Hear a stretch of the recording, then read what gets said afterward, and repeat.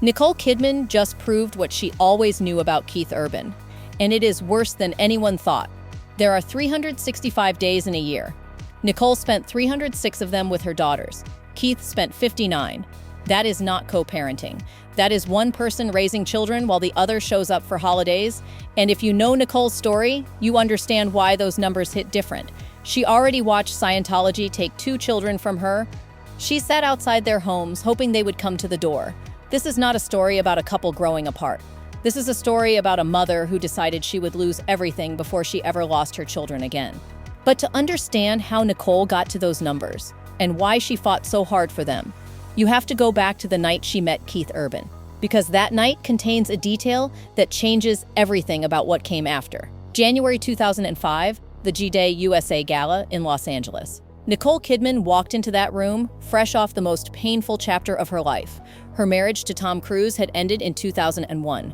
Cruise filed for divorce, and within months, her relationship with her toe-adopted children, Isabella and Connor, began to dissolve. Both chose to live with their father. Scientology was the reason. Nicole was labeled a suppressive person by the church. Her own children pulled away from her. So when she walked into that gala in 2005 and saw Keith Urban, she was not just a single woman at a party. She was a mother who had already lost 2 children to forces she could not control. She had a crush on him that night. She admitted it later to Ellen DeGeneres. But Keith did not call. Someone gave him her number, and he stared at it for 4 months without dialing. 4 months. His explanation was disarmingly honest. I wasn't in a healthy place. I didn't think she would see anything in me. Nicole heard that and chose to see it as vulnerability, as honesty, as the kind of raw truth that meant this man was different from Tom Cruise.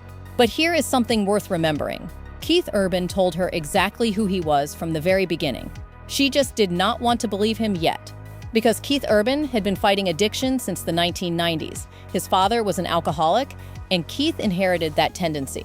In 1998, he checked into rehab for cocaine. He got clean, built a career, won Grammys, but addiction never leaves. It just goes quiet for a while. He finally called her, and when he showed up on her New York City doorstep at 5 a.m. on her 38th birthday, holding a bouquet of gardenias, Nicole made a decision, not just to fall in love, to believe. She said later, "That is when I went. This is the man I hope I get to marry." Remember that man? The one who showed up at 5 a.m. with gardenias? The one who was so nervous he almost did not call? The one who said he did not deserve her? Because that man is going to disappear. And Nicole is going to watch it happen in real time, year after year, until there is nothing left of the person she fell in love with. They got engaged in May 2006 and married that June in Sydney. It looked like a fairy tale, but here is what Nicole did not know on her wedding day. 6 months later, a woman named Amanda Wyatt went to the Daily Telegraph and said something that ripped the fairy tale apart. Wyatt claimed she had been having an affair with Keith. Not a one-time mistake, a sustained affair, 2 to 3 times a week, right up until a month before the wedding. Keith cheated on her repeatedly with me, right up to just before they got married, Wyatt told the newspaper. He's done it once, and he will probably do it again. Keith's team called the story fiction. Nicole never addressed it publicly, and what did she do? The same thing she always did. She chose to believe in the version of Keith Urban she wanted to be real. She stayed. But Nicole saw it. She saw all of it. She filed it away the way a woman does when the alternative is admitting her second marriage is already broken before the first anniversary. She knew before the tabloids confirmed it. She knew before Keith's team denied it. She probably knew before Keith admitted it to himself. 4 months into the marriage, Keith relapsed. Cocaine and alcohol. Nicole was in Europe, filming in Kosovo. She got the call. And instead of calling a lawyer, she got on a plane from Rome, organized an intervention, and checked her husband into the Betty Ford Center in Palm Springs for 90 days of treatment. 4 months married, already saving his life. She could have walked away right then. She did not. She flew across continents for him. She told Vanity Fair in 2007, "We were in a very, very, very bad, painful place and have managed to step through it." 3 varies. That is not a woman sugarcoating anything. That is a woman telling you she nearly walked away and chose not to. She chose him. Again and again and again. And Keith got sober. He wrote songs about Nicole. He cried in interviews talking about what she meant to him. He told Oprah that Nicole saved his life. But here is what nobody saw coming. The exact pattern she thought she had survived was about to repeat itself, And this time, there would be evidence. Their daughter, Sunday Rose, was born in 2008. Faith Margaret arrived via surrogate in 2011. Two girls who became the center of everything Nicole cared about, because Nicole knew from lived experience what it felt like to lose children in a divorce. These two girls were not just her daughters, they were her second chance. And she was not going to make the same mistake twice. She was not going to hand her children's future to a man she could not fully trust. Now here is where the transformation becomes impossible to ignore, because what I am about to describe did not happen overnight. It happened slowly, over years. The way a tide pulls out so gradually, you do not notice until you look up and the water is gone. The Keith Urban who showed up with gardenias at 5 a.m. was not the same Keith Urban who sat on that Australian radio show in September 2024. The man who cried on Oprah was not the same man who pulled his jacket off and said no idea when asked about their love story.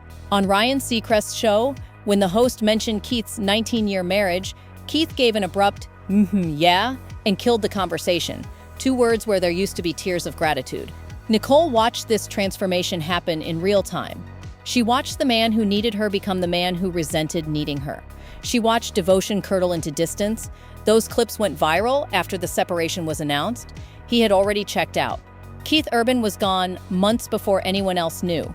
But Nicole knew. She always knew. She knew it before the Maggie Baugh incident.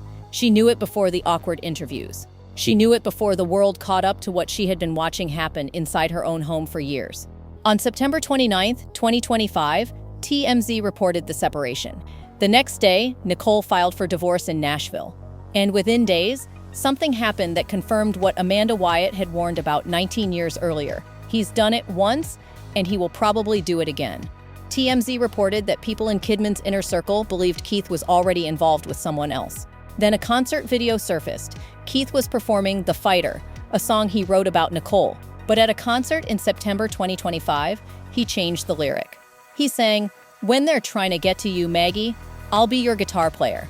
Maggie Baugh, the 25-year-old guitarist in his touring band, 32 years younger than him, the internet lost its mind. Keith addressed it on the final stop of his world tour in Nashville, telling the crowd, "I've been covering like this for a long time. Stop reading ST into it." But here is the problem with that denial. And the contrast says everything. After the divorce filing, Keith performed at a private holiday event at Mar-a-Lago, Nicole in Sydney with her daughters. Keith working a room full of billionaires, quiet versus loud, substance versus spectacle. One more piece of evidence that the man Nicole married in 2006 and the man she divorced in 2025 were not the same person. Here is where Nicole proved what she always knew, not with words, with numbers. When the divorce negotiations began, Keith asked for equal custody of Sunday Rose and Faith, 50-50, and according to sources close to Nicole, that request sent her into a spiral. Not because she wanted to punish Keith, because she had already lived through this exact nightmare once before, with Tom Cruise, with Isabella and Connor. She had watched helplessly as 2 children she raised drifted away from her after a divorce. She did not initiate. She had spent decades processing the pain of losing access to her own kids. She was not going to let it happen again. Not with these 2, not this time. Nicole fought hard, and the math was on her side. Keith's touring schedule meant weeks away on the road. His daughters would be backstage at concerts, in hotel rooms, on tour buses. Nicole, when she is not on set, is a homebody. When she is working, her daughters can be with her. Keith could not argue around his own calendar. The man who built his career on performing 200 nights a year tried to argue he deserved equal time with his children. His own schedule made the case against him. He backed down. The custody agreement gave Nicole 306 days per year with Sunday Rose and Faith. Keith got 59 every other weekend, unless otherwise arranged. 306 to 59. That is not a split, that is a verdict. The divorce was finalized on January 6, 2026. No alimony, no child support.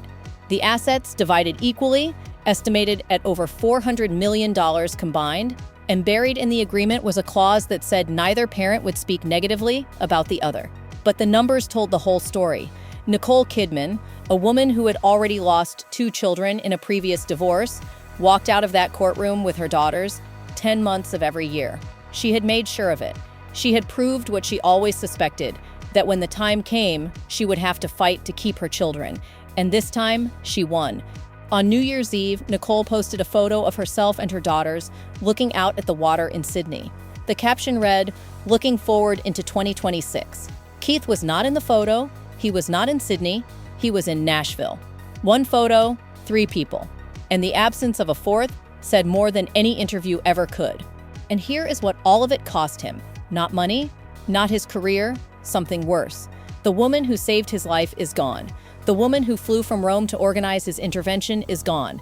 The woman who gave him 306 days of her year every year for 19 years is now giving those days to her daughters instead of to him. He got 59 days with his children. She got 306, he got the touring schedule and the Mar-a-Lago invitations and the Maggie Baugh headlines. She got Sydney and the water and the girls. The man who showed up at 5 a.m. with gardenias made the shortest-sighted decision of his life. He traded the woman who defined him for the applause of strangers. And every awkward interview, every lyric change, every uncomfortable silence when a host mentions Nicole's name, that is the sound of a man realizing what he lost. If you want to hear the full story of what Nicole went through with Tom Cruise and how that marriage shaped everything that came after, that video is on your screen now. Nicole Kidman has been through 2 divorces. She lost 2 children to Scientology. She saved a man from his addictions and loved him for 19 years. She fought for custody and won 306 days to his 59. She walked out of a courtroom with her daughters, flew to Sydney, and posted a photo looking at the water. She has never once said a word against Keith Urban. She did not have to. His own behavior has been saying it for her.